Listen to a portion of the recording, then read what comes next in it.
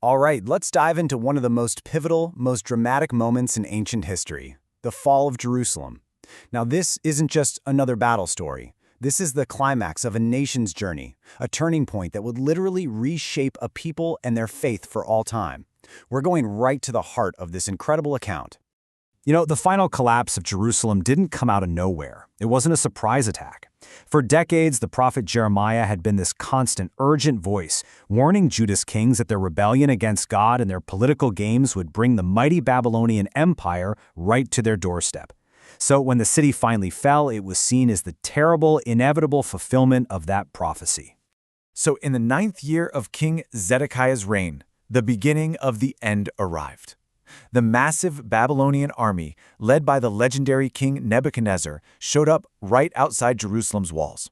But they didn't just storm the gates. Oh no, they chose a much slower, much more agonizing strategy.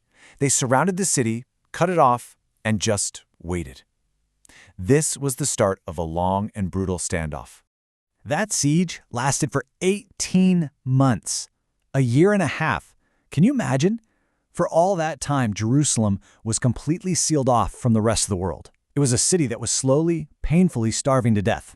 This whole strategy was designed to just crush the city's will to fight back, leading to unimaginable famine, disease, and just utter despair inside those walls.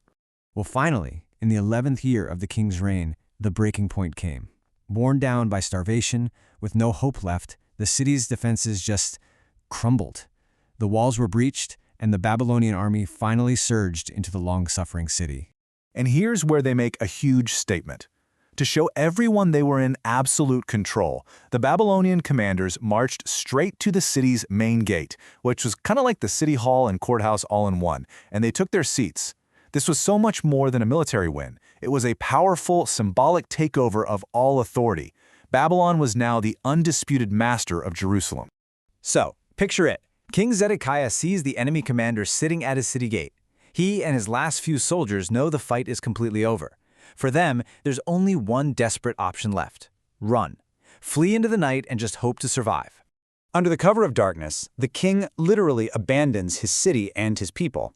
This was such a profound failure of leadership, and it was the exact opposite of what Jeremiah had advised him to do, which was to surrender and spare everyone more bloodshed. But, it was also completely pointless. The Babylonian army, the Chaldeans, spotted them, gave chase, and easily caught up with the king's little party out on the plains of Jericho. There was just no escaping this judgment. So, Zedekiah is captured, humiliated, and dragged before Nebuchadnezzar himself. He's not a king anymore. He's a captured rebel, and he's about to face the terrifying and very personal consequences of defying an empire. And the sentence, wow! It was devastatingly precise. First, they made Zedekiah watch as they executed his own sons, completely wiping out his royal line. Then, his loyal nobles were also killed right in front of him. Only after he saw the total destruction of his dynasty, only then did they put out his eyes. And finally, they bound him in heavy bronze chains to be dragged off to a dark prison in Babylon for the rest of his life. Think about that for a second. The conquerors made absolutely sure that the final image burned into Zedekiah's memory forever was the complete annihilation of his own legacy. It's a tragic, horrific end that served as this unforgettable symbol of what happens when you defy Babylon. Okay, so with the king captured and his fate sealed, the conquerors turned their attention back to the city he failed to protect. The judgment on the leader was complete. Now it was time for the final judgment on the nation's capital itself. The destruction was methodical, and it was absolute. The historical record here is just blunt. Fire everywhere. The royal palace, the magnificent temple, the homes of the rich, the homes of the poor, everything was put to the torch. This wasn't just about conquering a city. This was about systematically obliterating a nation's cultural and religious heart. The people who actually survived the siege and the fire, well, their world was torn in two. Anyone of any value, skilled workers, scribes, officials, the educated, they were all rounded up and forced to march into exile in Babylon. Meanwhile, the poorest of the poor, the people with no land or status, they were just left behind in the smoldering ruins to work the fields and vineyards for their new Babylonian masters. But right in the middle of this story of just sweeping devastation, the Chronicle actually pauses to tell us about two remarkable moments of preservation. It seems that even in the heart of this inferno, a little flicker of mercy survived for a couple of individuals who had acted with real courage. First up, the prophet Jeremiah. And this is just an incredible turn of events. Nebuchadnezzar, the conqueror himself, gives a direct order to his captain to find Jeremiah and protect him.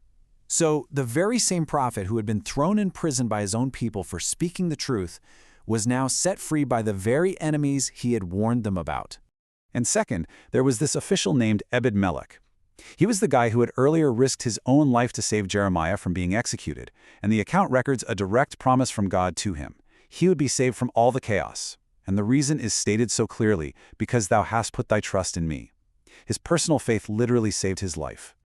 So when you pull it all together, this historical account gives us three really profound themes. You've got the stark fulfillment of prophecy right on schedule. You've got the catastrophic results of rebellion, and then you have this stunning endurance of mercy. It shows that even when a whole nation collapses, individual acts of courage and faith, they weren't lost in the rubble. This ancient record of war and judgment and survival leaves us with this powerful question that just echoes through time.